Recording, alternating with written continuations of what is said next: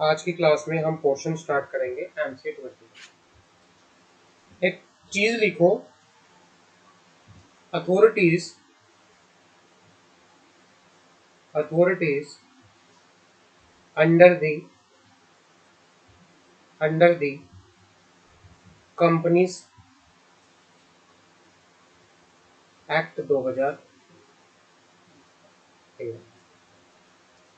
Companies act के अंदर सबसे टॉप मोस्ट अथॉरिटी जो है उसका नाम है एमसीए। एमसीए की फुल फॉर्म है ministry of corporate affair. MCA का जो नाम है मिनिस्ट्री ऑफ कॉरपोरेट अफेयर, ये सबसे क्या है, टॉप मोस्ट अथॉरिटी।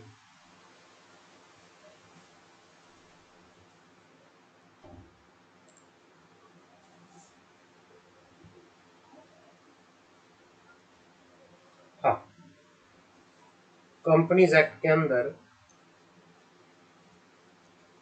सबसे टॉप मोस्ट अथॉरिटी जो है एमसीए है, ministry of corporate affair.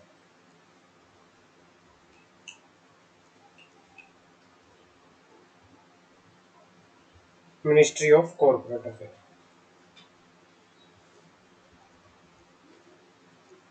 Ministry of corporate affair के अंदर को क्या क्या आता है? मिनिस्ट्री ऑफ कॉर्पोरेट अफेयर के अंदर आता है ROC, registrar of company,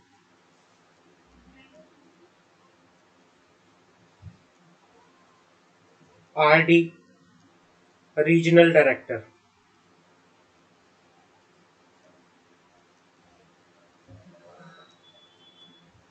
ICSI, institute of company secretaries of India.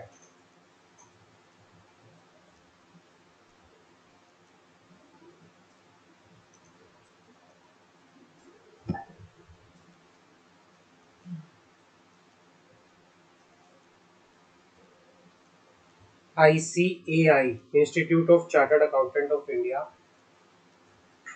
उसके बाद इसमें आता है हमारा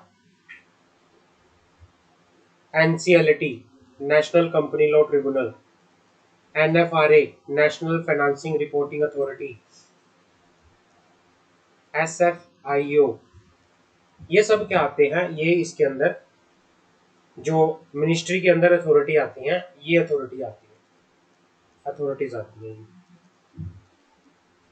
जो मेजर अथॉरिटी हैं कंपनीज एक्ट की, जिनका मेन रोल रहता है, जिसमें एक कंपनी को अपने फॉर्म फाइल करने पड़ते हैं, वो क्या कौन सी है? ROC, RD. आरओसी और आरडी क्या है? सबसे मेन अथॉरिटी है जहां पर कंपनी क्या करती है, आरओसी के पास कंपनी रजिस्ट्रेशन करवाती है। जितने भी फॉर्म्स हैं वो सारे आरओसी में फाइल होते हैं। हर एक स्टेट का अलग आरओसी होता है, हर एक स्टेट का अलग आरओसी होता है। स्टेट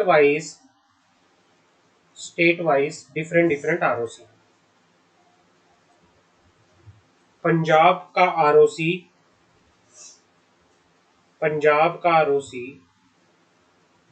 हर एक चैप्टर का, हर एक एरिया का आरओसी अलग है। हरियाणा का आरओसी, हरियाणा और दिल्ली का आरओसी एक ही है, दिल्ली के अंदर। हरियाणा और दिल्ली का आरओसी एक है। पंजाब का आरओसी कहाँ पे है? चंडीगढ़ के अंदर। ऐसे ही हर एक स्टेट का आरओसी है। आरडी जो है सात पूरे इंडिया के अंदर 7 आरडी। समझ आ गई मेरी बात? तो ये आपको ध्यान रखना है। जो हम हर एक चीज में बोलते रहते हैं, रजिस्ट्रार ऑफ कंपनी या फिर आरडी क्या होते हैं, एक हायरार्की में पूरी बता देता हूं। सबसे ऊपर आता है एमसीए, सबसे ऊपर आता है एमसीए, उसके नीचे आता है आरडी और सबसे नीचे आता है आरओसी। हायरार्की ये होती है, ministry of corporate affair, RD, ROC. Basically company अपनी मेजरली फाइलिंग किसको करती है? कंपनी या एलएलपी अपनी फाइलिंग करती है आरओसी के पास। आरओसी 2006 बिफोर आफ्टर 2006 से पहले जो भी कंपनी की फाइलिंग हुआ करती थी वो सारी क्या हुआ करती थी, फिजिकल हुआ करती थी, सारी फिजिकल फाइलिंग हुआ करती थी कंपनी की। कंपनी को आरओसी के ऑफिस जाना पड़ता था, आरडी के ऑफिस जाना पड़ता था फॉर्म फाइल करवाने के लिए, जिसमें क्या होती थी, लाइन लगी रहती थी बहुत लंबी लंबी, टाइम लगता था, पैसा लगता था, टाइम वेस्ट होता था, पता नहीं पूरा पूरा दिन आरओसी के ऑफिस में लग निकल जाता था। बट गवर्नमेंट ने देखा, उसके बाद गवर्नमेंट ने इंट्रोड्यूस किया एमसीए 20। गवर्नमेंट ने इंट्रोड्यूस किया एमसीए 20। एमसीए 21 क्या है, गवर्नमेंट की ये वेबसाइट है जिसका नाम है www.mca.gov.in। पहले जितनी भी गवर्नमेंट की जो आरओसी की सर्विसेज हुआ करती थी, आरओसी की, आरडी की, इनकी सर्विस हुआ करती थी, ये सारी अब सर्विस क्या कर दी गई हैं, ऑनलाइन कर दी गई है। अगर किसी को कंपनी को इनकॉर्पोरेशन करवाना है तो वो भी क्या करवाना पड़ेगा, ऑनलाइन होगा। ऑनलाइन कंपनी को अपनी बैलेंस शीट फाइल करनी है, ऑनलाइन होगी। कंपनी को कोई अपना रजिस्टर्ड ऑफिस चेंज करना है, ऑनलाइन होगा। कंपनी को अपना बंद करना है, वाइंडिंग अप करना है, वो भी ऑनलाइन होगा। कंपनी को कोई कंप्लेंट फाइल करनी है, कंप्लेंट भी ऑनलाइन फाइल होगी। सब कुछ ऑनलाइन है। अब आपको सिर्फ अपने ऑफिस में बैठे हुए काम करना है, आपको आरओसी के ऑफिस जाने की जरूरत नहीं है, बार बार आरओसी के ऑफिस जाने की जरूरत नहीं है। जब तक कि कुछ इमरजेंसी कोई स्पेशल काम ना हो, आप एमसीए 21 वेबसाइट से ही सब कुछ कर सकते हैं।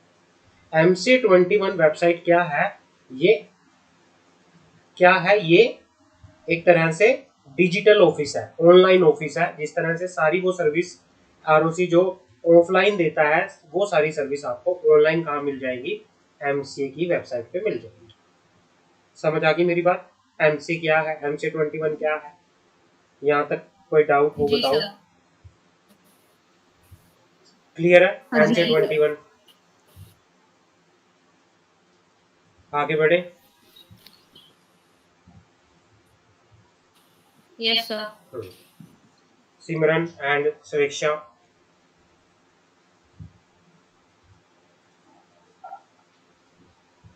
Yes sir. Okay clear. Okay. MCA 21 जो क्या है, एमसीए 21 पढ़ते हैं, फटाफट इसको कंप्लीट कर लेंगे। ई गवर्नेंस मतलब एमसीए 21 क्या है? ई गवर्नेंस या electronic governance is the, e governance की बात करते हैं सबसे पहले। ई गवर्नेंस, ई गवर्नेंस क्या है? ई गवर्नेंस का मतलब है application of information technology to the government function. E governance का मीनिंग होता है application of the information and technology on the government function. MCA 21 क्या है? Stand for the e governance initiative of MCA. Ministry of corporate affair का MCA 21 एक ई governance initiative था। इसको क्या बोला गया था, 21st सेंचुरी का, 21वीं सदी का ये क्या था, ई गवर्नेंस। मतलब एमसीए ने क्या कर दिया था, अपनी सर्विसेज को सारी ऑनलाइन कर दिया था। इसीलिए 21st सेंचुरी के अंदर एमसीए ने अपनी वर्किंग को, अपनी सर्विसेज को ऑनलाइन कर दिया गया था, इसीलिए इसको बोला गया था एमसीए 21। क्लियर है? समझ आ गई? हाँ जी सर। हाँ हाँ जी। ऑब्जेक्ट क्या था इसका? ऑब्जेक्ट इसका था to fulfill the to fulfill the to fulfill the expectations to fulfill the expectation of the modern business कि भाई जितने भी मॉडर्न बिजनेस के स्टेक होल्डर्स जो भी स्टेक होल्डर्स थे, एक होता है शेयर होल्डर, एक होता है स्टेक होल्डर्स। इसमें कंफ्यूज मत होना। स्टेक होल्डर का मतलब होता है, स्टेक होल्डर के अंदर क्या आता है, स्टेक होल्डर के अंदर कोई भी आ सकता है। जो पर्सन MCA 21 के अंदर स्टेक होल्डर किसे बोला जाएगा, लिखो the person who avail the services of ministry of corporate affair, उसको बोलेंगे MCA 21। तो स्टेक होल्डर की एक्सपेक्टेशंस को फुलफिल करने के लिए MCA 21 को इंट्रोड्यूस किया गया था। MCA 21 क्या है? It is a e governance initiative of the ministry of corporate affair. E governance क्या है? ई गवर्नेंस का मतलब होता है application of information technology to the government function. समझ आ गई? हाँ जी। हाँ, सर स्टेक होल्डर का नहीं पता चला मुझे। स्टेक होल्डर का मतलब होता है हर वो पर्सन, मैं कंपनी के पॉइंट ऑफ व्यू से बताता हूं। स्टेक होल्डर का मतलब होता है हर वो पर्सन जो MCA की सर्विस को यूज कर रहा है। मान लो आप कंपनी सेक्रेटरी हो, आपने MCA पे कोई फॉर्म फाइल करा, तो इट मींस आप क्या हो? स्टेक होल्डर हो, आप MCA की सर्विस को यूज कर रहे हो। कंपनी के डायरेक्टर ने कोई फॉर्म फाइल करा, उसको बोलेंगे स्टेक होल्डर। कोई भी पर्सन, यहाँ पे कंपनी भी क्या है? स्टेक होल्डर है। जो भी पर्सन MCA की वेबसाइट को यूज कर रहा है, MCA से कोई सर्विस ले रहा है, तो वो क्या है? वो स्टेक होल्डर। समझ आ गई? ठीक है जी सर। MCA 21 के अंदर filing of document and registration of document, companies act के अंदर देखो मैं एक चीज बताता हूँ। कंपनीज एक्ट के हर एक चीज में, हर एक प्रोविजन के अंदर आपको कोई ना कोई डॉक्यूमेंट, कंपनीज एक्ट बेसिकली किसके ऊपर बेस्ड है? जो कंपनीज एक्ट है वो बेसिकली बेस्ड है कि आपको डिस्क्लोजर्स देने हैं, कंपनी को डिस्क्लोजर देने हैं। या तो कंपनी को कोई फॉर्म फाइल करना है, या कंपनी को कोई डॉक्यूमेंट फाइल करना है, या कंपनी को कोई रिटर्न फाइल करनी है, किसी ना किसी फॉर्म में, किसी ना किसी वे में। किसको? ROC को, RD को, या MCA को। तो भाई पहले क्या होता था, जो ये फाइलिंग ऑफ डॉक्यूमेंट है, filing of document and registration of document, companies act के अंदर ये एक मैंडेटरी रिक्वायरमेंट है, स्टैट्यूटरी रिक्वायरमेंट है। Filing and registration of document is the statutory requirement. आपने देखा होगा कि कंपनी को अगर इनकॉर्पोरेशन करवाना है तो इनकॉर्पोरेशन के लिए भी फॉर्म फाइल करना पड़ेगा। कंपनी को अपना रजिस्टर्ड ऑफिस चेंज कराना है, कंपनी को डायरेक्टर की अपॉइंटमेंट करनी है, कंपनी को कंपनी सेक्रेटरी की अपॉइंटमेंट करनी है, कंपनी को बैलेंस शीट फाइल करनी है, तो सारे उसके लिए फॉर्म फाइल करना पड़ेगा। कंपनीज एक्ट के अंदर ये स्टैट्यूटरी रिक्वायरमेंट है। MCA 21 के लॉन्च होने से पहले सारा जो काम हुआ करता था वो फिजिकली मैनुअली हुआ करता था। आपको ROC के ऑफिस में जाना पड़ता था, लेकिन the central government amend the company central government general rule and form 1956 in February 2006। Companies act ने क्या कर दिया था? सारी वर्किंग को चेंज कर दिया था और वेबसाइट का क्या, सारे डॉक्यूमेंट को इलेक्ट्रॉनिक फॉर्म में नोटिफाई कर दिया था, जिसकी वजह से कौन सा कंसेप्ट आया? MCA 21 का। समझ आ गई? क्लियर है? MCA 21 के अंदर, MCA 21 के अंदर आप कौन कौन सी एजेंसी की सर्विस अवेल कर सकते हैं? अगर आपको ROC में कोई फॉर्म फाइल करना है, MCA की वेबसाइट पे जाके आप कर सकते हो। RD का कोई फॉर्म फाइल करना है, आपको MCA की वेबसाइट पे मिलेगा। ROC मतलब रजिस्ट्रार ऑफ कंपनी, RD मतलब रीजनल डायरेक्टर, OL मतलब ऑफिशियल लिक्विडेटर। OL का मतलब है ऑफिशियल लिक्विडेटर। कंपनी जब वाइंड अप में जाती है तो ऑफिशियल लिक्विडेटर अपॉइंट होता है, तो उसके अपॉइंटमेंट के रिगार्डिंग भी सारा कहाँ पे मिलेगा आपको? सर्विसेज MCA 21 की वेबसाइट पे। SFIO serious fraud investigation office, serious fraud investigation officer. अगर कंपनीज एक्ट के अंदर कोई फ्रॉड हुआ है तो उसके लिए कंप्लेंट कहाँ फाइल होगी? SFIO में फाइल होगी, और वो भी ऑनलाइन कंप्लेंट फाइल होती है। और वो कंप्लेंट आप कहाँ फाइल करोगे? MCA की वेबसाइट पे फाइल करोगे। एक एजेंसी होती है NFRA, national financial reporting authority. इसके रिगार्डिंग भी आपको सर्विसेज कहाँ मिलेगी? MCA की वेबसाइट पे मिलेगी। और NCLAT, NCLT national company law tribunal, national company law appellate tribunal. NCLT का मतलब नेशनल कंपनी लॉ ट्रिब्यूनल, और NCLAT का मतलब national company law appellate tribunal. मतलब जितनी भी ये एजेंसी हैं ये सारी किसके अंडर आती हैं? ये MCA के अंडर आती हैं। और अगर आपको इन एजेंसी में कि कहीं भी कोई भी फॉर्म फाइल करना है तो वो आपको कहाँ मिलेगा? वो MCA की वेबसाइट पे मिलेगा। समझ आ गई मेरी बात? क्लियर है? हाँ जी। आगे बढ़ते हैं। जी सर। सर NFRA का क्या काम होता है?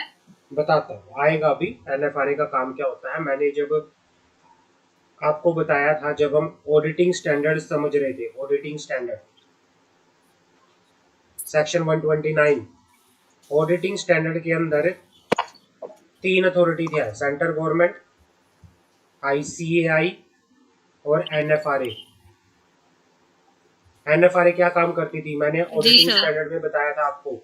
उसका काम होता है मॉनिटर करने का एंड एग्जामिन करने का।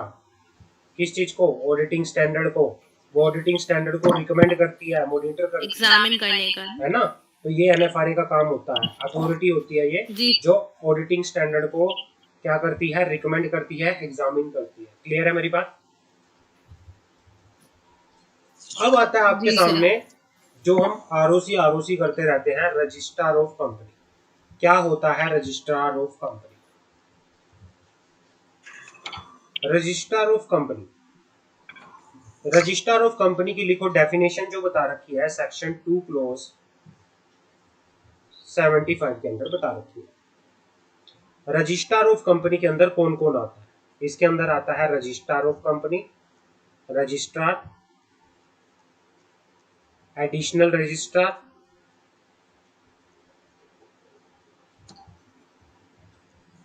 इसके अंदर रजिस्ट्रार आता है, एडिशनल रजिस्ट्रार आता है, जॉइंट रजिस्ट्रार आता है, डेप्यूटी रजिस्ट्रार आता है, जॉइंट रजिस्ट्रार आता है, डेप्यूटी रजिस्ट्रार आता है, और असिस्टेंट रजिस्ट्रार आता है। जिसका ड्यूटी क्या होती है? जिसकी ड्यूटी होती है duty of registering the company and discharge various function होता है। जो कंपनी को रजिस्टर करने की ड्यूटी परफॉर्म करता है उसे क्या कहते हैं? ROC। उसे क्या कहते हैं? ROC। समझ आ गई? वो पर्सन जो कंपनी को रजिस्टर करने की ड्यूटी परफॉर्म करता है, जिसके पास कंपनी को रजिस्टर करने की ड्यूटी है, और जो कंपनीज एक्ट के अंदर जो उसे जो काम मिले हुए हैं वो सारे काम करता है, तो उसे जो कंपनीज एक्ट के अंदर काम करता है तो उसे कहते हैं ROC। ROC appointed in the various state. हर एक स्टेट का अलग ROC होता है। यूनियन टेरिटरी का अलग ROC होता है। तो उसको जो ड्यूटी दी गई है वो अपनी उसी तरह से कंपनी के रिगार्डिंग उस स्टेट में और उस यूनियन टेरिटरी में अपनी ड्यूटी परफॉर्म करता है। समझ आ गए? क्लियर है? और जो ROC है, ROC किसकी जुरिडिक्शन के अंदर काम करता है? ROC के ऊपर किसका कंट्रोल होता है? ROC के ऊपर कंट्रोल होता है RD। The central government exercise administrative control over the ROC। किसको दिया है? RD। तो आप लिख लो, जो एडमिनिस्ट्रेटिव कंट्रोल होता है ऑन द ROC वो किसका होता है? रीजनल डायरेक्टर का। समझ आ गई? ROC किसके अंडर काम करते हैं? ROC work under the jurisdiction of the RD, regional director. Clear है? तो अगर आपसे कोई पूछे ROC होता क्या है तो क्या बताओगे आप?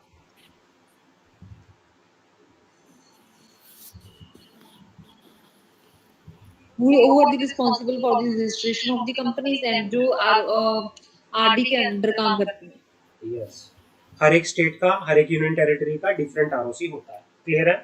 और जो डिस्चार्ज करते हैं, जो अपने फंक्शन परफॉर्म करते हैं अंडर दी कंपनीज है, जो अपने फंक्शन परफॉर्म करते हैं अंडर दी कंपनीज है।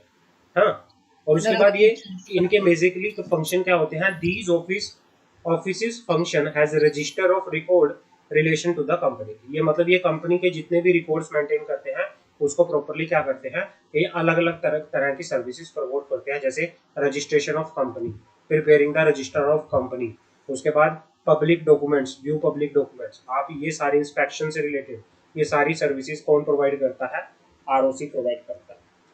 आप इसको पढ़ोगे तो आपको सारा समझ आ जाएगा, क्लियर है। आरओसी का समझ आ गया। जी सर। आरडी, हर एक रीजन का एक अलग आरडी होता है, जो जिस रीजन के अंदर मतलब क्या है, हर एक रीजन का अलग आरडी है। रीजन कौन कौन से हैं हमारे, बताओगे? रीजन कौन कौन से हैं हमारे? North sir, state, union territory. North हो गया, वो तो स्टेट यूनियन टेरिटरी वो अलग चीज है। रीजन हमारे होते हैं जो हमारे areas, north area, south area, east, north east, west, ठीक ठीक। North east, north east, south east,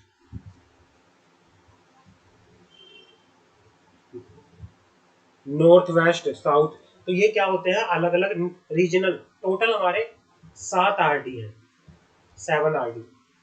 और इन एरिया के अंदर जितने जितने स्टेट आते हैं उन स्टेट के ऊपर आरडी का कंट्रोल होता है। इन एरिया के अंदर जितने जितने आरओसी आते हैं हर एक स्टेट के, जैसे नॉर्थ के अंदर कौन कौन सी स्टेट आते हैं बताओगे? नॉर्थ में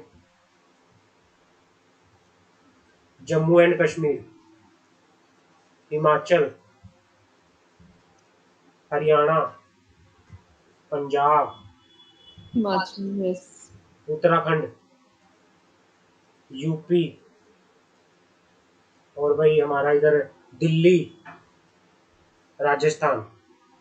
ये सारे क्या हैं, दिल्ली, राजस्थान, ये क्या है, नॉर्थ के हैं ये राज्य। ये सब नॉर्थ है हमारा, ये नॉर्थ साइड है। नॉर्थ साइड के जितने भी आरओसी होते हैं वो सब किसके किसके आएंगे, जो नॉर्थ का आरडी होगा उसके कंट्रोल में होंगे, उसके कंट्रोल में होंगे। ऐसे ही साउथ के जो केरला, कर्नाटका, आंध्र प्रदेश, तेलंगाना, तो उसके किसके अंडर होंगे, साउथ के आरडी के अंडर होंगे वो आरओसी। समझ आ गए? हाँ जी। जी सर। तो अगर मैं बात करूं रीजनल डायरेक्टर की, तो रीजनल डायरेक्टर इंचार्ज होता है हर एक रीजन का, हर एक एरिया का। Each region comprising number of state and union territory. हर एक रीजन में अलग अलग स्टेट और यूनियन टेरिटरी है। साउथ के अंदर अलग स्टेट आते हैं, नॉर्थ के अंदर अलग स्टेट आते हैं, ईस्ट के अंदर अलग स्टेट आते हैं, वेस्ट के अंदर अलग स्टेट आते हैं, नॉर्थ ईस्ट में अलग आते हैं। तो अलग अलग रीजन में अलग अलग स्टेट आते हैं, और उस अलग अलग रीजन और स्टेट के जो आरओसी होते हैं वो किसके कंट्रोल में होते हैं, आरडी के कंट्रोल में। RD is in charge of the respective region. Each region comprising a number of state and union territory. They supervise the working of Office of Registrar of Company. RD क्या करते हैं, supervise करते हैं उन हर एक area के जो ROC हैं उनकी ऑफिस की वर्किंग को सुपरवाइज करते हैं। और किसकी वर्किंग को, ऑफिशियल लिक्विडेटर, उस एरिया के जो ऑफिशियल लिक्विडेटर हैं उसकी वर्किंग को सुपरवाइज करते हैं। दे ऑल्सो मेंटेन, लाइजन का मतलब क्या होता है, relation. They also maintain relation with the respective state government, central government in the matter relating to the administration of the company and LLP. और उनका रिलेशन उस एरिया की सेंट्रल गवर्नमेंट, उस एरिया की स्टेट गवर्नमेंट से भी होता है। किस मैटर से रिलेटेड, कंपनीज के और एलएलपी एडमिनिस्ट्रेशन के मैटर से रिलेटेड। समझ आ गई? तो सेंट्रल गवर्नमेंट की कुछ पावर है जिसको डेलीगेट किया हुआ है आरडी पे। आरडी को सेंट्रल गवर्नमेंट ने कुछ पावर दे रखी है जो वो परफॉर्म करती है। समझ आ गई? तो ये होते हैं आरडी। आरडी और आरओसी समझ आ गया? क्लियर है? जी सर। कोई डाउट किसी का आरडी और आरओसी में?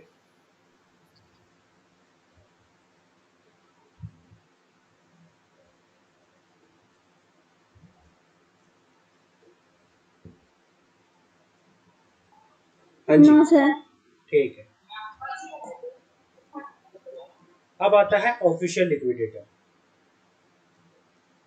ऑफिशियल लिक्विडेटर, ऑफिशियल लिक्विडेटर क्या होता है? ऑफिशियल लिक्विडेटर जो है जिसको अपॉइंट किया गया है, means a person, means a officer appointed under section, ये ऑफिसर होता है appointed under section 359 of the Companies Act 2013, appointed under section 359 of the Companies Act 2013। समझ आ गई? ऑफिशियल लिक्विडेटर जो होता है वो एक गवर्नमेंट क्या है, सर्वेंट की तरह काम करता है। Official liquidator means a official liquidator appointed under subsection 1 of section 359 of the companies act 2013। As per section 359 subsection 1 of the Companies Act 2013, for the purpose of this act, so far as it relate to the winding up of the company। Official liquidator कब appoint होता है? जब company winding up की proceeding में चली गई। आप note कर लो, ऑफिशियल लिक्विडेटर कब प्रोसीड अपॉइंट होता है? Eight the time of winding up, जब कंपनी वाइंड अप चली गई होगी। ये लिखा हुआ है कि as per section 359 subsection 1 of the Companies Act 2013, for the purpose of this act, so far as it relate to the winding up of the company, the tribunal, the central government may appoint many official liquidator। Official liquidator या joint deputy assistant official liquidator as the case may be necessary to discharge the function of official liquidator। तो जब company wind up में चली जाती है, tribunal या central government क्या करती है? सेंट्रल गवर्नमेंट अपॉइंट करती है ऑफिशियल लिक्विडेटर को। ऑफिशियल लिक्विडेटर जॉइंट भी हो सकता है, डेप्यूटी भी हो सकता है, असिस्टेंट ऑफिशियल लिक्विडेटर भी हो सकता है, कोई भी हो सकता है।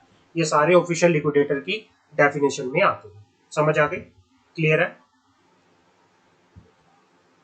जी सर। हाँ जी। ऑफिशियल लिक्विडेटर जो होते हैं उनको कौन अपॉइंट करता है? उनको अपॉइंट करता है सेंट्रल गवर्नमेंट, और ये फुल टाइम ऑफिसर होते हैं, ये गवर्नमेंट के ऑफिसर होते हैं। ऑफिशियल लिक्विडेटर को बनने के लिए आपको प्रॉपरली एक एग्जाम होता है, वो देना पड़ता है। ये गवर्नमेंट के सर्वेंट होते हैं प्रॉपरली, तो आप और जो भी ऑफिशियल लिक्विडेटर होते हैं वो सेंट्रल गवर्नमेंट के अंदर काम करते हैं। और कब अपॉइंट होते हैं official liquidator? At the time of winding up of the company. पहली 3 अथॉरिटी क्लियर है आप लोगों को? जी sir. ROC, RD, official liquidator में कोई डाउट? नो सर, क्लियर है। Serious fraud investigation office, SFIO क्या होता है? The serious fraud investigation office जो होता है is expected to be a multidisciplinary organization consisting of expert in the field of।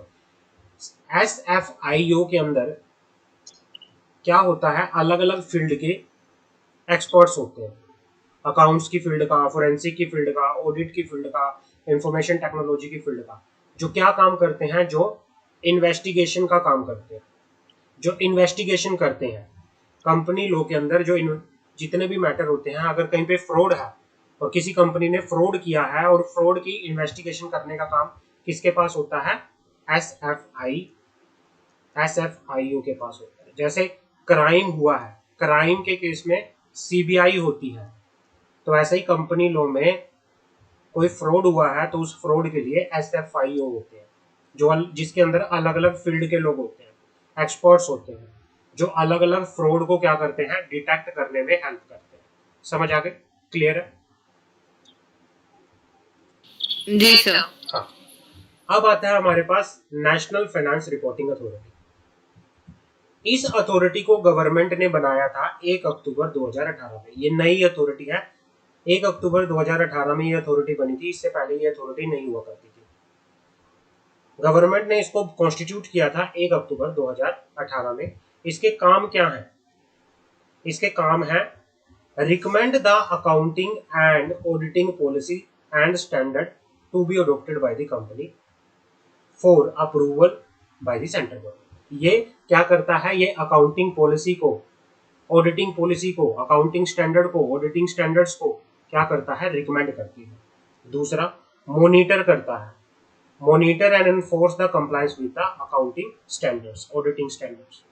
ये ओवरसी करता है, ओवरसी मतलब सुपरवाइज करता है the quality of service of the professional associated with the ensuring compliance with such standard. मतलब ये कह लो कि ये चार्टर्ड अकाउंटेंट्स की, क्योंकि ऑडिटिंग का काम और अकाउंट्स प्रिपेयरिंग का काम चार्टर्ड अकाउंटेंट्स के पास होता है, तो ऑडिटिंग, तो ये चार्टर्ड अकाउंटेंट्स की सर्विसेज को भी क्या करता है?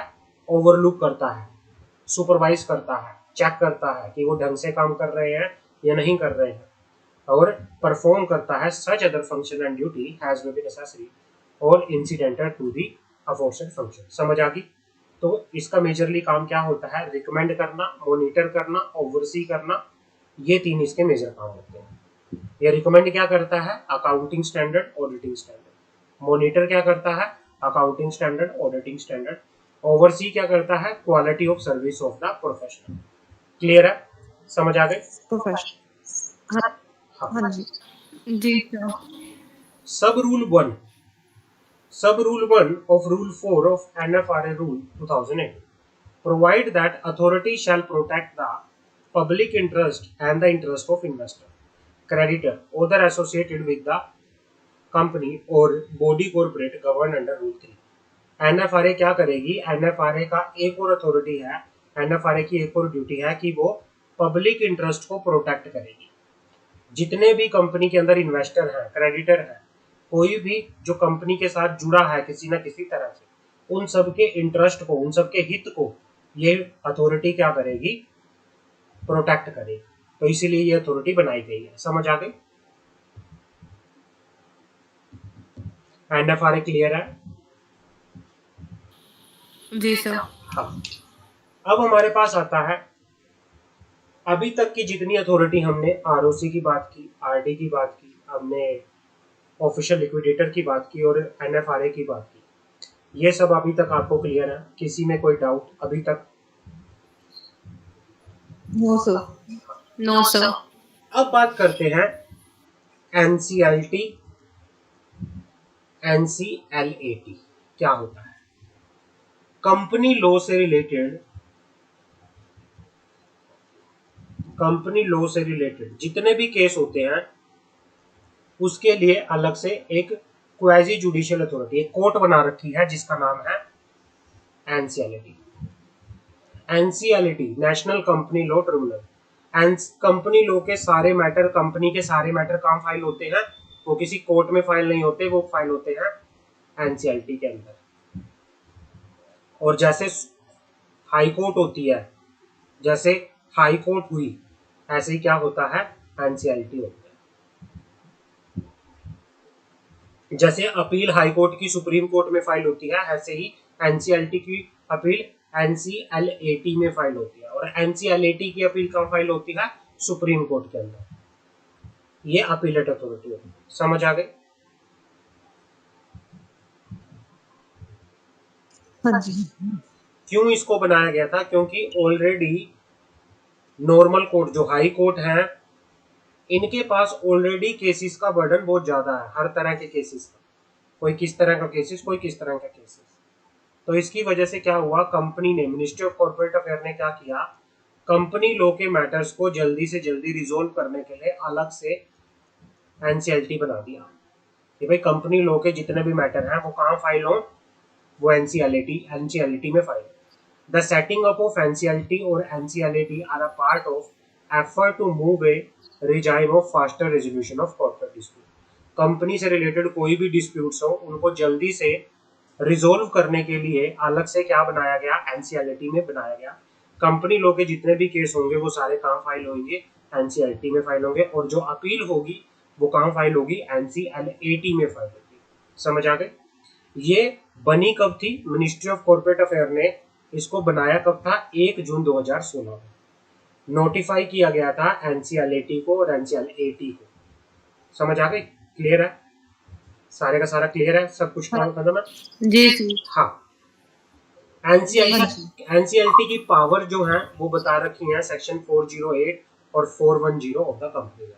हम पढ़ेंगे आगे जाके, जब हम आगे अपने उसमें बढ़ेंगे कंपनी लॉ में, तो हम वहाँ पे ये भी पढ़ेंगे। तो अभी के लिए इसमें इतना ही है। आपको अंडरस्टैंडिंग होगी कि क्या होता है company, national company law tribunal और अपीलेट ट्रिब्यूनल। हाँ जी जी सर। अब बात करते हैं इस MCA 21 के। MCA 21 क्या है बताओगे मुझे? Ministry of corporate affairs.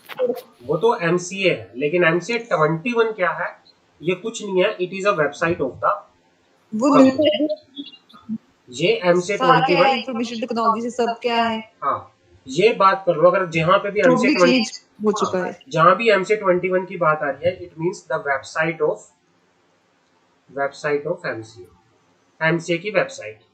ये MCA की वेबसाइट की बात करते हैं। अब बेनिफिट क्या थे वेबसाइट के आने से?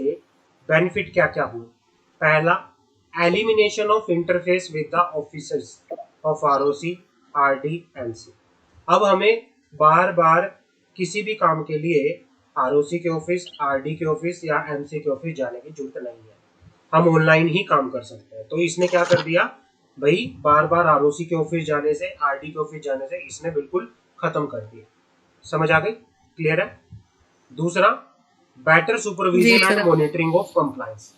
MCA 21 के आने से क्या हुआ, सारा डाटा ऑनलाइन मेंटेन होना शुरू हो गया, जिसकी वजह से बेटर सुपरविजन और मॉनिटर करना आसान होने लग गया। म्यूचुअल बेनिफिट सिस्टम, भाई कंपनी को भी और गवर्नमेंट को भी, MCA 21 की वजह से कंपनी को भी और गवर्नमेंट को भी क्या हुआ, दोनों को फायदा हुआ। पेपर वर्क क्या हो गया, कम हो गया।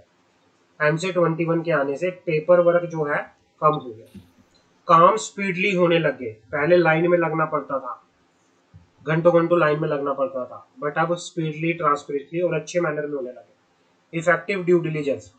इफेक्टिव ड्यू डिलीजेंस का मतलब ये है, जो भी कंपनी जो भी डॉक्यूमेंट ऑनलाइन फाइल कर रही है, उसका सारा रिकॉर्ड ऑनलाइन मेंटेन होता है, सारे डॉक्यूमेंट आप ऑनलाइन चेक कर सकते हो।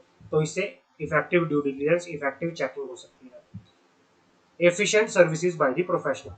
पहले क्या होता था, प्रोफेशनल जैसे CA, CS, ये क्या करते थे, ये कंपनी के बिहाफ पे ROC के ऑफिस जाते थे, पूरा पूरा दिन इनका ROC के ऑफिस में लग जाता था, जिसकी वजह से उनकी सर्विसेज पे क्या होता था, काफी ज्यादा से ज्यादा इफेक्ट आता था, वो अच्छे से काम नहीं कर पाते थे।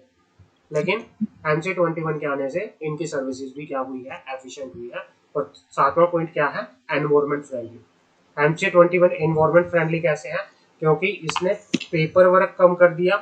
पेपर वर्क कम हुआ तो पेड़ कटने वटने भी कम हो गए, तो इसकी वजह से क्या हुआ, ये एनवायरमेंट फ्रेंडली भी था। समझ आ गई?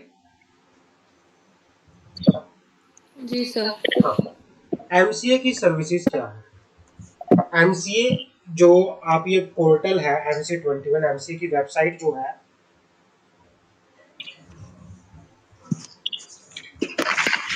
MCA की वेबसाइट जो है, MCA की वेबसाइट कौन कौन सी सर्विसेज देती है?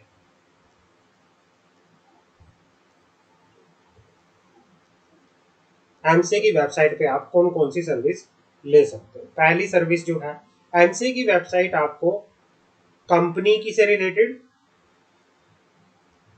और LLP से रिलेटेड, कंपनी और LLP से रिलेटेड सारी की सारी जो भी फॉर्म फाइलिंग की, जो भी इनकॉर्पोरेशन की, जो भी वाइंडिंग अप की, कंपनीज एक्ट के अंदर जितनी भी सर्विसेज हैं, वो सारी आपको कहाँ मिल जाएंगी, वो आपको MCA की वेबसाइट पे मिल जाएंगी। समझ आ गई?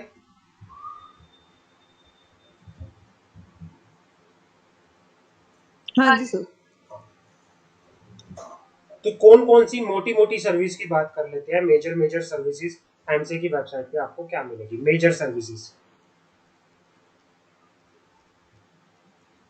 पहली सर्विस का नाम आता है registered digital signature certificate. Registered digital signature certificate.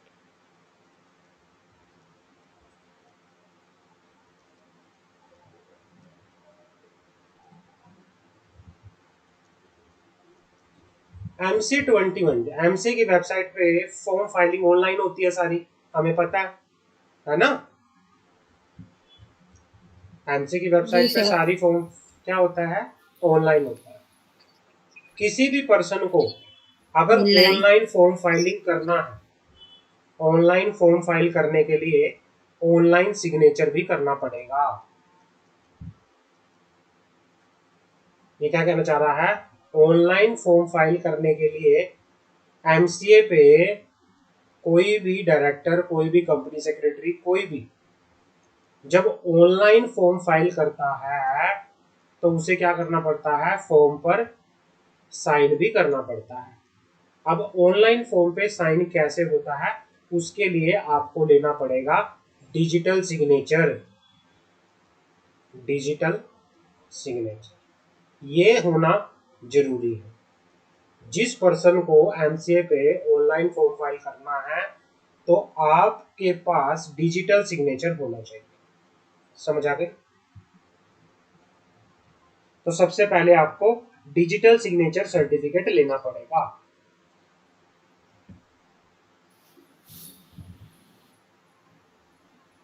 Ji sir. The information technology act 2000 has provision for the use of digital signature on the document submit in electronic form. Information technology act 2000 क्या कहता है, 2000, वो ये कहता है कि भाई कोई भी पर्सन ऑनलाइन डॉक्यूमेंट सबमिट कर रहा है तो ये चेक करने के लिए कि भाई वो जो ऑनलाइन डॉक्यूमेंट है वो उसी पर्सन ने सबमिट किया है, तो उसके लिए डिजिटल सिग्नेचर होना उस डॉक्यूमेंट पे जरूरी है। समझ आ गई। दिस इज सिक्योर हाँ और जी। ऑथेंटिक वे टू जी सबमिट अ सर। डॉक्यूमेंट। जिस भी डॉक्यूमेंट पे डिजिटल सिग्नेचर लगेगा तो हम मान के चलेंगे कि वो डॉक्यूमेंट जो है वो सिक्योर है, वो डॉक्यूमेंट जो है ऑथेंटिक है। ऐसे तो कोई भी फाइल कर देगा ऑनलाइन, है ना। अब ऑनलाइन जब काम होता है तो फ्रॉड होने के चांस भी ज्यादा बढ़ जाते हैं।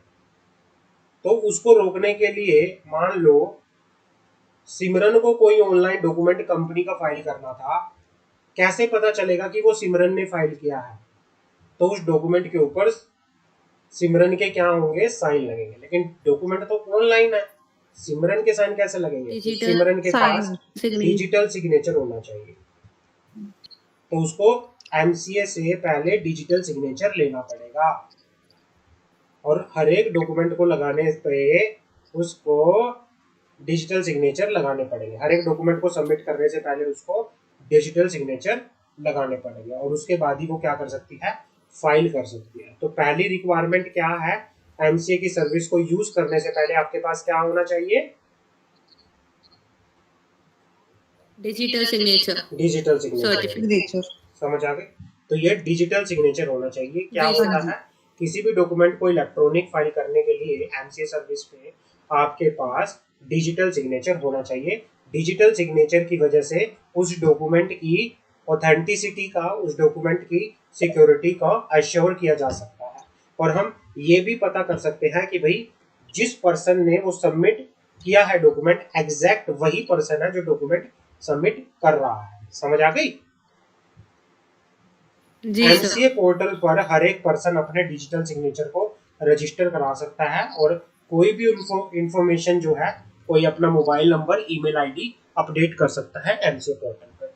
तो एमसीए की सर्विस को यूज करने से पहले आपके पास डिजिटल सिग्नेचर होना चाहिए।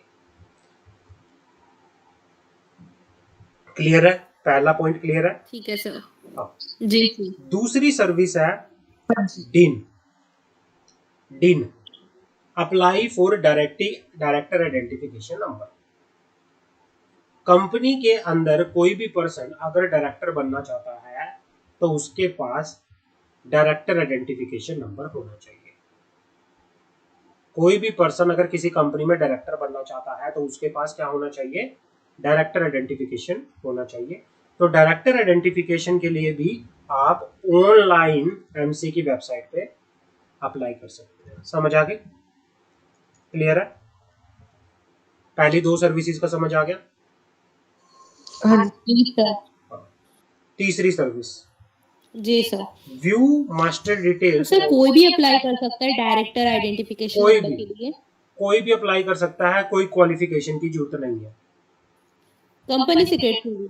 कोई भी, any person, any one, company secretary, normal अनपढ़ आदमी भी अप्लाई कर सकता है। ठीक है ना? डायरेक्टर आइडेंटिटी देखो, कंपनी का डायरेक्टर बनने के लिए किसी भी क्वालिफिकेशन की जरूरत नहीं होती। अगर क्वालिफिकेशन की जरूरत होती तो आज जो बड़े बड़े बिजनेसमैन हैं, जो अनपढ़ बिजनेसमैन है, तो शायद वो आज बिजनेसमैन नहीं बन पाते। ठीक है ना?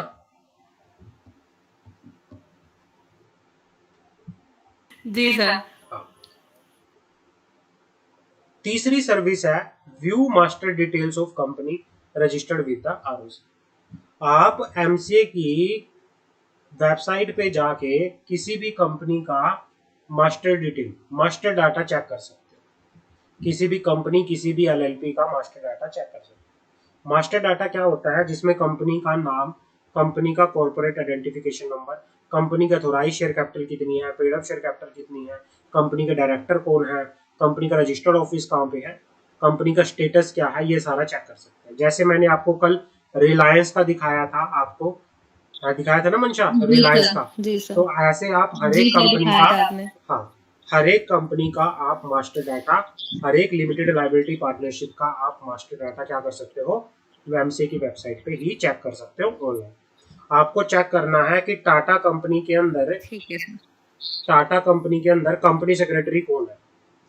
आप एमसीए की वेबसाइट के अंदर पे जाओगे, वहां पर एक एमसीए सर्विसेज के अंदर एक फैसिलिटी आती है व्यू कंपनी मास्टर डाटा या व्यू एलएलपी मास्टर डाटा। उसमें कंपनी का नाम डालोगे या एलएलपी का नाम डालोगे, आप क्या कर सकते हो? वहां से कंपनी की डिटेल को चेक कर सकते हो। ये सर्विस भी आपको एमसीए के वेबसाइट पे मिलती है। ठीक है ना? जी सर। चौथा, index of charge. Index of charge भी किसी कंपनी ने, वैसे चार्ज क्या होता है बताओगे? चार्ज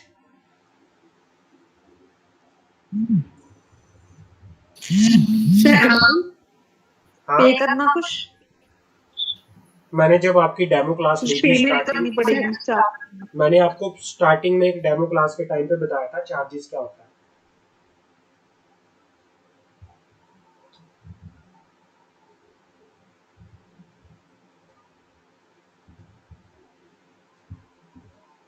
कंपनी जब डेट फॉर्म में पैसा लेती है, कंपनी ने बैंक से लोन लिया, बैंक से लोन लेने के बदले में कंपनी ने अपना कुछ सिक्योरिटी क्रिएट करवा दिया, है ना? तो उसके लिए चार्ज का डॉक्यूमेंट फाइल होता है, चार्ज का फॉर्म फाइल होता है, जिससे हमें ये पता चलता है कि कंपनी ने कितना लोन कहाँ से ले रखा है और कितना क्या कंपनी ने अपनी प्रॉपर्टी पर चार्ज क्रिएट कर रखा है। तो ये हमें कहाँ से पता चलता है? ये भी हम एलएलपी की एमसी की वेबसाइट पे जाके ऑनलाइन चेक कर सकते हैं। क्लियर है? ओके, हमें ऐसे पता कर कंपनी का डेट कितना, चार्ज मींस कंपनी के ऊपर डेट कर्जा कितना है। बेसिकली ये देखो, कई बार क्या होता है, आपको एग्जैक्ट डेट का नहीं पता चलेगा। अगर आपको एग्जैक्ट डेट पता करना है तो आपको कंपनी की बैलेंस शीट चेक करनी पड़ेगी। चार्ज सिर्फ सिक्योर्ड डेट को ही दिखाता है, अनसिक्योर्ड को नहीं दिखाता। सिक्योर्ड मतलब जिसके ऊपर सिक्योरिटी क्रिएट हुई पड़ी है। समझ आ गई? सर आपकी वॉइस कट रही है, एक बार और बता दें। हाँ, चार्ज का मतलब होता है जो सिर्फ सिक्योर्ड डेट को दिखाता है। अगर आपको टोटल डेट चेक करना है तो फिर आपको बैलेंस शीट चेक करनी पड़ेगी। समझ आ गई? क्लियर है? जी सर। हाँ, तो अभी मैं आपको दो तीन जो ये सर्विसेज है इसके बारे में दिखा देता हूँ, ताकि आपको थोड़ा सा अच्छे से पता चल जाए। जी सर। ये गए हम MC21, ये MC21 खुलते ही MC की वेबसाइट ओपन हो गई। हाँ जी। एमसीए की वेबसाइट के अंदर एमसीए सर्विसेज है। एमसीए सर्विसेज के अंदर आप master data, view public detail, view company detail, view company detail में जाओगे, किसी भी कंपनी का नाम डालोगे, जैसे आपको डालना है अदानी, अदानी, अदानी का नाम आपने डाला तो यहाँ पे अलग अडानी की अलग अलग कंपनी आ जाएगी। अडानी, अडानी की कोई भी कंपनी आप उठाओगे, यहाँ पे आपने कोई सी भी कंपनी उठा ली, अडानी की नाम डाला उसमें,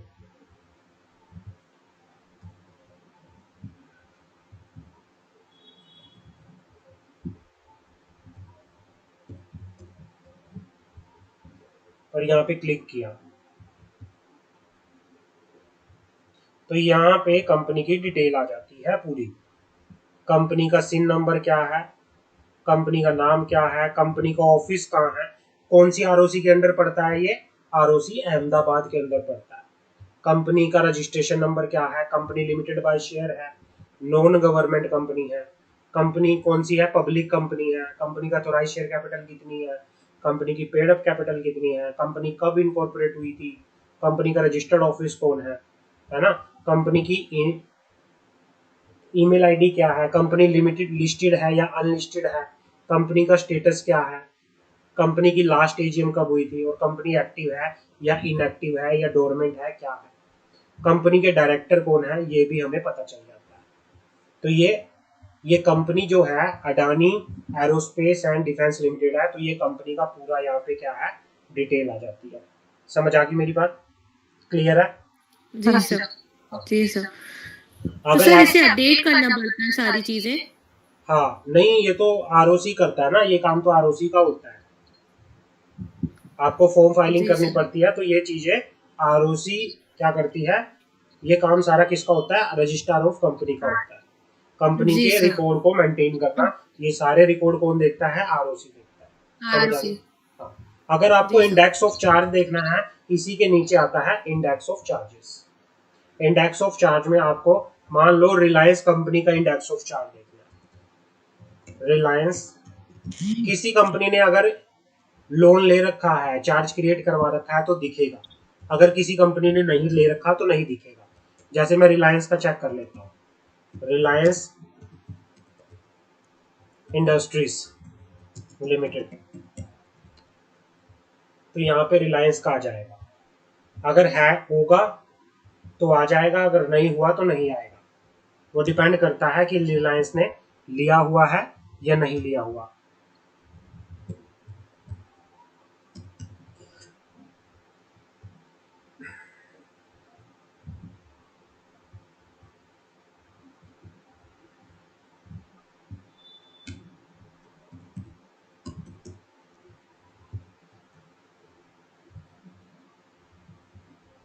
तो जैसे ये रिलायंस के है, ये आ गया चार्ज रजिस्टर। रिलायंस ने इतने इतने बैंक से क्या ले रखा है, कितने करोड़ का लोन लिया था ये, इतना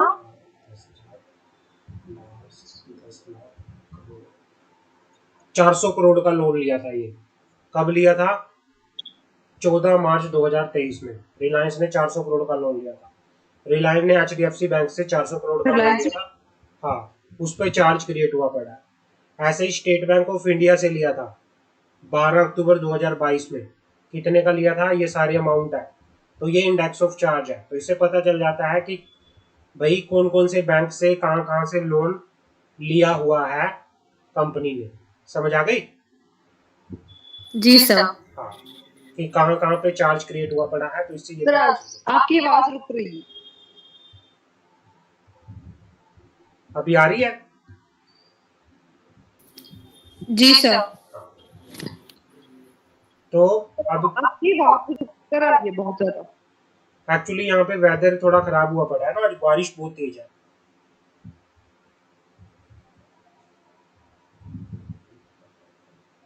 आवाज क्लियर नहीं, बहुत ज्यादा रुक रही है। एक मिनट में दोबारा रिज्वाइन करता हूँ।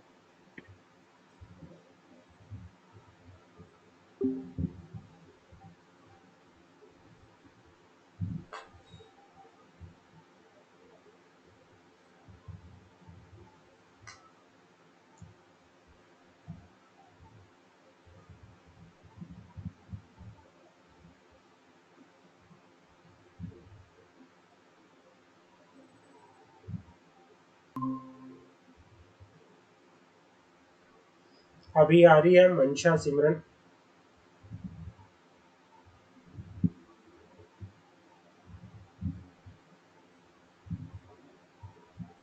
अभी आ रही है आवाज मंशा और सिमरन? हाँ जी, अभी आ रही जी है। सर। हाँ। तो मैं ये कह रहा था कि इस तरह से आप चार्जेस के रिगार्डिंग चेक कर सकते हो। ऐसे ही क्या है, अगर किसी कंपनी को अप्लाई करना है डिन के लिए, तो यहाँ पे डिन के लिए अप्लाई कर सकते, यहाँ पे डिन की सर्विसेज होती है, तो डिन चेक करना है तो यहाँ पे डिन चेक कर सकता है कोई भी पर्सन। समझ आ गई? हाँ जी सर। तो यहाँ पे चेक कर सकता है कि ये डिन किस पर्सन से रिलेटेड है।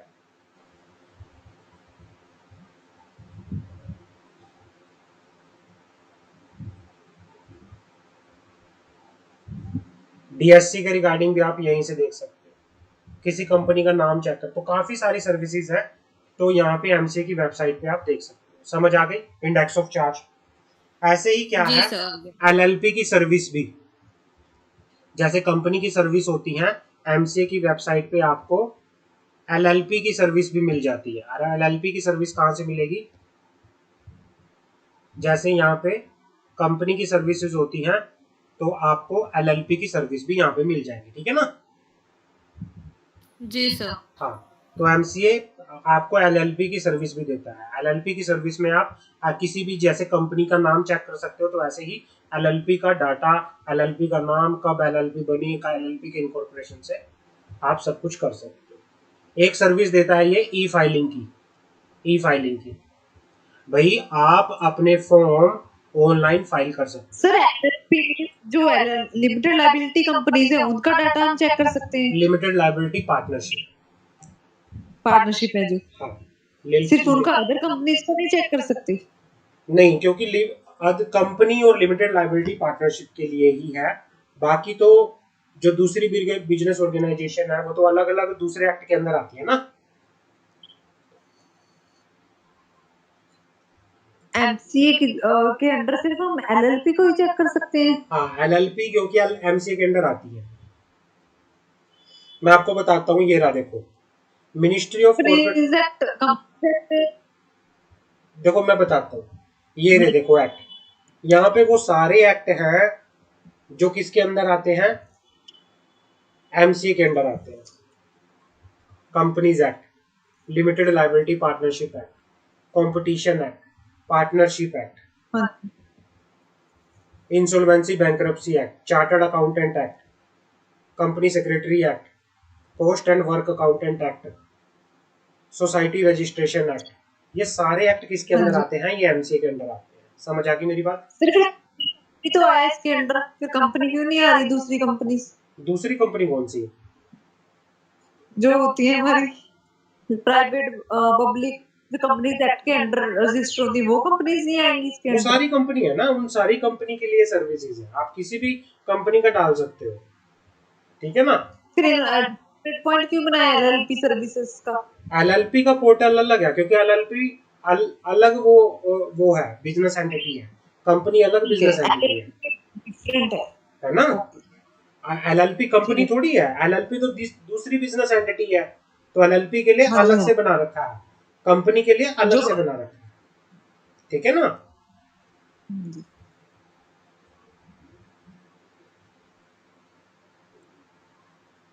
क्लियर है? हाँ जी। उसके बाद जो भी फॉर्म आपको फाइल करने हैं, आगे ये सर्विस देता है ई फाइलिंग की। जो भी फॉर्म आपको एक किसी कंपनी को या एलएलपी को फाइल करने हैं, वो सारे आप ऑनलाइन फाइल कर सकते हैं। कंपनी सर्विस, कंपनी की सर्विस, जैसे कंपनी का कोई नाम चेक करना है, कंपनी का सिन नंबर चेक करना है, कंपनी का इनकॉर्पोरेशन करना है, कोई भी कंपनी की कोई कंप्लेंट फाइल करनी है, कोई डॉक्यूमेंट चेक करना है, वो सारी भी आप कंपनी की सर्विस एमसीए सर्विस से ले सकते हो। समझ आ गई? ये सारा जर्नल है, आप पढ़ोगे तो आपको बिल्कुल इजी लगेगा पढ़ने में। ठीक है ना? Easy language. कंप्लेंट, आप एमसीए की वेबसाइट पे कोई भी कंप्लेंट फाइल कर सकते हो, कंप्लेंट का स्टेटस चेक कर सकते हो, कंप्लेंट आपकी कैसी हुई, आप सीरियस कंप्लेंट है, कोई भी कंप्लेंट है, एमसीए से फीडबैक ले सकते हो, हेल्प ले सकते हो, आप वहां पे अपने डॉक्यूमेंट पूरे अच्छे से चेक कर सकते हो। क्लियर है? कोई डाउट? जी जी। सर। हाँ। No sir. Document related service, किसी भी कंपनी का कोई डॉक्यूमेंट चेक करना है आप ऑनलाइन चेक कर सकते हो। कौन सी कंपनी का डॉक्यूमेंट देखना पड़ चाहोगे आप? सिर्फ 100 रुपये लगते हैं। आप अपने डॉक्यूमेंट क्या कर सकते हो, यहाँ पे जाओगे डॉक्यूमेंट रिलेटेड सर्विस में, व्यू पब्लिक डॉक्यूमेंट पे जाओगे। व्यू पब्लिक डॉक्यूमेंट पे जाके किसी भी कंपनी का नाम डालोगे। जैसे आपने नाम डाला रिलायंस का, रिलायंस का नाम डालते ही आप यहाँ पे क्लिक करोगे। आप चेक करोगे कि आपको कैसा डॉक्यूमेंट चाहिए, वो सिलेक्ट कर लोगे। जैसे आपको इनकॉर्पोरेशन के डॉक्यूमेंट चाहिए रिलायंस के, कौन से ईयर के चाहिए, कोई सा भी ईयर सिलेक्ट कर लो मान लो। तो जैसे सिलेक्ट करोगे तो ये, क्योंकि रिलायंस पुरानी कंपनी है 2013 में नहीं आएगी, कोई भी पुरानी कंपनी अगर 2006 में चेक करना चाहते हो तो जो भी डॉक्यूमेंट आपको चेक करना है आप यहाँ से चेक कर सकते हो। लेकिन चेकिंग करने के लिए आपको 100 रुपये की फीस पे करनी पड़ेगी। 100 रुपये की फीस पे करने के बाद आप उस कंपनी के, जो भी कंपनी ने इनकॉर्पोरेशन से लेके आज तक जितने भी फॉर्म फाइल किए हैं, आप उन सारे फॉर्म को डाउनलोड कर सकते हो। समझ आ गई?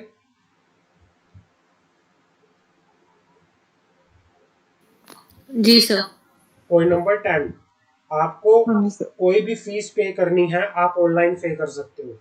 कंपनी को कोई भी फीस, फॉर्म की कोई भी फीस पे करनी है, कोई भी स्टैम्प ड्यूटी पे करनी है, सारी क्या कर सकते हैं, ऑनलाइन पे कर सकते हैं। क्रेडिट कार्ड से, डेबिट कार्ड से, एनईएफटी से, किसी भी तरह से। पब्लिक सर्च ऑफ ट्रेडमार्क, किसी कंपनी ने कोई ट्रेडमार्क ले रखा है, आप देख सकते हो। कोई लोगो डिजाइन ले रखा है, कोई ट्रेडमार्क रजिस्टर करवा रखा है। टाटा कंपनी का ट्रेडमार्क हो गया, जैसे मारुति सुजुकी का ट्रेडमार्क हो गया, इनके अपने अपने ट्रेडमार्क है। तो भाई वो चेक कर सकते हैं कि भाई मान लो सिमरन अपनी कंपनी के लिए कोई ट्रेडमार्क लेना चाहती है, तो पहले वो एमसीए की वेबसाइट पे जाके चेक करेगी कि क्या जो मैं ट्रेडमार्क चूज कर रही हूँ अपनी कंपनी के लिए, क्या वो ऑलरेडी रजिस्टर है या नहीं। अगर वो ऑलरेडी रजिस्टर है तो वो नहीं ले सकती, अगर नहीं है तो वो ले सकती है। समझ आ गई? जी सर। हाँ। हाँ जी। इन्वेस्टर सर्विस, जो इन्वेस्टर होते हैं कंपनी के शेयर होल्डर, वो क्या कर सकते हैं, एमसीए की वेबसाइट पे जाके अपने डिविडेंड का स्टेटस चेक कर सकते हैं। वो चेक कर सकते हैं कि कितना उसका अनपेड डिविडेंड है, कितना उसका डिविडेंड आई इन्वेस्टर एजुकेशन प्रोटेक्शन फंड में ट्रांसफर हो चुका है। तो ये सारे का सारा क्या है। उसके बाद क्या है, ट्रांजेक्शन स्टेटस। जैसे आप आईसीएसआई की वेबसाइट पे कोई ट्रांजेक्शन करते हो, उसका स्टेटस आप चेक करते हो कि आपका रजिस्ट्रेशन हुआ या नहीं। आप एमसीए पे कहीं फॉर्म चेक फाइल करते हो, फॉर्म का आप स्टेटस चेक कर सकते हो कि फॉर्म अप्रूव हुआ या नहीं, कोई फॉर्म पेंडिंग है या क्या हुआ, उसका स्टेटस चेक कर सकते हो। समझ आ गई? क्लियर है? तो ये सारी जी सर्विसेज सर। आपको कहाँ से मिलेगी, एमसीए से मिलेगी। कोई डाउट है? No sir. Payment of fees to MCA, आप एमसीए पे पेमेंट किस तरह से कर सकते हो? क्रेडिट कार्ड से कर सकते हो, इंटरनेट बैंकिंग से कर सकते हो, चलान, आप चलान जनरेट करके ऑफलाइन पेमेंट कर सकते हो, एनईएफटी से कर सकते हो। एमसीए की वेबसाइट के लिए आपको कौन कौन से हार्डवेयर और सॉफ्टवेयर की रिक्वायरमेंट रहेगी? एमसीए की वेबसाइट के लिए आपको कौन कौन से हार्डवेयर या सॉफ्टवेयर की रिक्वायरमेंट रहेगी? तो हार्डवेयर, कोई भी कंप्यूटर लैपटॉप आप यूज कर सकते हो। आपके पास ऑपरेटिंग सिस्टम होना चाहिए, लेटेस्ट ब्राउजर होना चाहिए, एडोब एक्रोबैट होना चाहिए, स्कैनर होना चाहिए। ये सारा आपके पास होना चाहिए, मतलब कंप्यूटर प्लस इंटरनेट प्लस आपके पास प्रिंटर विंटर होना चाहिए। समझ आ गई? क्लियर है? कोई डाउट? जी सर। बिल्कुल जर्नल है, नो सर। अपनी भाषा में भी लिख सकते हो।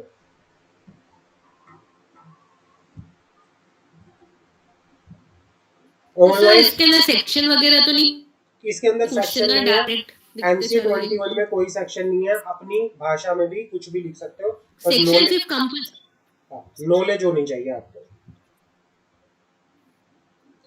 जी ऑनलाइन, सर। हाँ और सर ऑनलाइन जैसे अपन ने डेफिनेशन लिख दी, उससे उससे रिलेटेड हमें मालूम है और भी चीजें हमें लिखना आ रहा है दिमाग में, तो हम लिख उसे अपने सकते हो। वर्ड्स में तो लिख ये सकते हैं ना। जर्नल है, दिस इज जर्नल, आप लिख सकते हो। ठीक है ना? जी sir. Online inspection of document, मैंने जी आपको सर। बताया भाई, अगर आपको किसी कंपनी का डॉक्यूमेंट चेक करना है तो आप एमसी की वेबसाइट पे जाके ऑनलाइन क्या कर सकते हो, डॉक्यूमेंट चेक कर सकते हो। आपको कुछ नहीं करना, आपको कंपनी के वेबसाइट पे जाना है, व्यू पब्लिक डॉक्यूमेंट के अंदर जाना है, वहाँ पे कंपनी का नाम डालना है, आपको जो भी डॉक्यूमेंट वहाँ पे वो करना है, चेक करना है, उसको सिलेक्ट करके आप क्या कर सकते हो, चेक कर सकते हो। आपको बस उसके लिए क्या करना पड़ेगा, एक ऑनलाइन फीस पे करनी पड़ेगी ₹100 की पर डॉक्यूमेंट, पर वेरिफिकेशन, पर कंपनी के वेरिफिकेशन की एक ₹100 की फीस होती है। वो ₹100 की फीस आप पे करके डॉक्यूमेंट चेक कर सकते हो। क्लियर है? जी The sir. document filed online once taken of record ROC office are available for the public viewing on the payment of requisite fees. Payment कितनी है, ₹100 कि जो भी डॉक्यूमेंट मेंटेन किए गए हैं, जो भी डॉक्यूमेंट रिकॉर्ड किए गए हैं आरओसी के द्वारा, वो पब्लिक के लिए क्या है, अवेलेबल हो सकते हैं। पब्लिक उनको एक पेमेंट करके चेक कर सकती है। पब्लिक डॉक्यूमेंट है, ये पब्लिक डोमेन में होते हैं, ये पब्लिक डॉक्यूमेंट होते हैं। चाहे वो डॉक्यूमेंट इनकॉर्पोरेशन से रिलेटेड हो सकते हैं, चार्जेस से रिलेटेड हो सकते हैं, एनुअल रिटर्न हो सकती है, आप कंपनी के कोई भी डायरेक्टर की डिटेल, कोई भी बैलेंस शीट, कोई भी चार्जेस के, कोई भी इनकॉर्पोरेशन के डॉक्यूमेंट्स, जो भी डॉक्यूमेंट आप चेक करना चाहो, आप ऑनलाइन जाके चेक कर सकते हो। क्लियर है? जी सर। मान लो Yes, sir. ये तो हो गया कि उस डॉक्यूमेंट को आपने देखा और डाउनलोड कर लिया, लेकिन कई बार क्या होता है, कोर्ट वगैरह आपसे कहती है कि आप उस कंपनी की सर्टिफाई कॉपी लेके आओ। सर्टिफाई कॉपी, सर्टिफाई कॉपी का मतलब होता है कि भाई उस कॉपी पर जो आरओसी है अपनी स्टैंप लगा के देगी आपको। वो कैसे मिलेगा?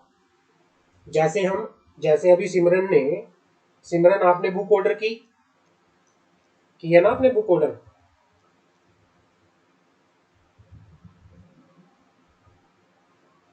हाँ जी। आप कहाँ गए, आपने कहाँ से ऑर्डर की बुक?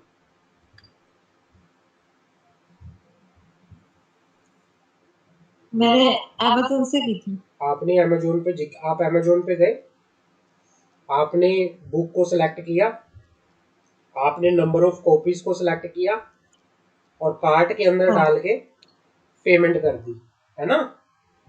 आईएस आईस पहले मैंने हाँ जी सिलेक्ट किया। है ना? तो कार्ट वार्ट में डाल के क्या कर दी, जी पेमेंट कर सर। दी। ऐसे ही जब आपको क्या करना है, सर्टिफाई कॉपी मंगवानी है, एमसीए की वेबसाइट पे आप जाते हो। एमसीए की वेबसाइट पे आप जब भी जाओगे, यहाँ पे क्या होगा, यहाँ पे होगा document related services. Document related services के अंदर आप जाओगे, कहाँ पे है, ये एमसीए की वेबसाइट है। एक है व्यू पब्लिक डॉक्यूमेंट, जहां पे आप ऑनलाइन डॉक्यूमेंट को चेक कर सकते हो। एक है सर्टिफाई कॉपी, अगर आपको किसी कंपनी की सर्टिफाई कॉपी चाहिए, मान लो आपको कंपनी की क्या चाहिए, सर्टिफाई कॉपी चाहिए, आपने इस पे क्या किया, क्लिक किया, आप क्या करोगे, कंपनी का नाम डालोगे, मान लो आपको रिलायंस की उसकी सर्टिफाई कॉपी चाहिए, यहां से रिलायंस को सिलेक्ट करके आप यहाँ पे सिलेक्ट कर लोगे कि मान लो आपको बैलेंस शीट चाहिए। बैलेंस शीट आप ईयर सिलेक्ट कर दोगे कि 2021 की चाहिए, certify copy.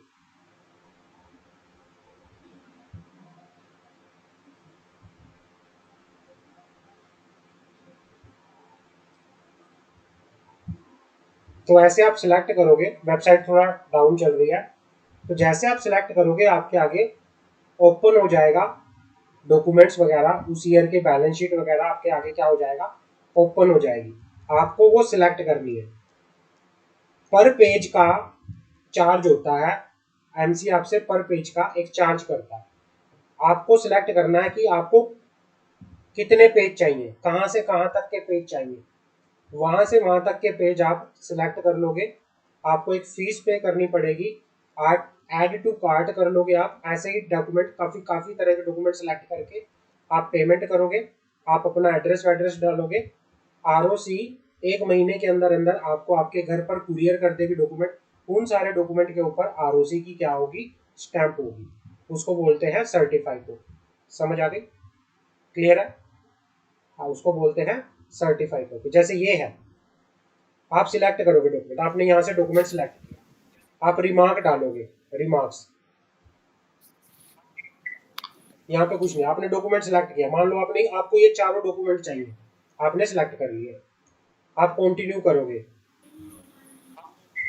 To proceed selection of document and payment kindly log, पहले आपको लॉगिन करना पड़ेगा, एमसीए की वेबसाइट पे लॉगिन करना पड़ेगा। मैंने लॉगिन नहीं किया था, आप पहले लॉगिन करोगे एमसीए की वेबसाइट पे, सर्टिफाइड कॉपी में जाओगे। जिस तरह अमेजोन की वेबसाइट पे लॉगिन करना पड़ता है ना, हम अमेजोन पे अपना अकाउंट बनाते हैं ना, जी सर, ऐसे ही जी एमसीए सर। की वेबसाइट पे आपको पहले लॉगिन करना पड़ेगा। फिर आपको, अगर आपको इस तरह से सर्टिफाइड डॉक्यूमेंट के लिए ऑर्डर करना है तो आप ऑनलाइन वेबसाइट पे जाके ऑर्डर कर सकते। समझ आ गई? जो जो चीजें आपको चाहिए, जितनी जी कॉपी सर। आपको चाहिए, जितना ऑर्डर आपको चाहिए, आप सिलेक्ट कर सकते हो वहां से। और पेमेंट करने के बाद आपके हाँ घर जी। पे, आपके एड्रेस पे महीने के अंदर अंदर डॉक्यूमेंट पहुंच जाएंगे। ठीक है ना? तो इसको पढ़ना, ये ऐसे ही है, नॉर्मल है, जी सर। अंडरस्टैंडिंग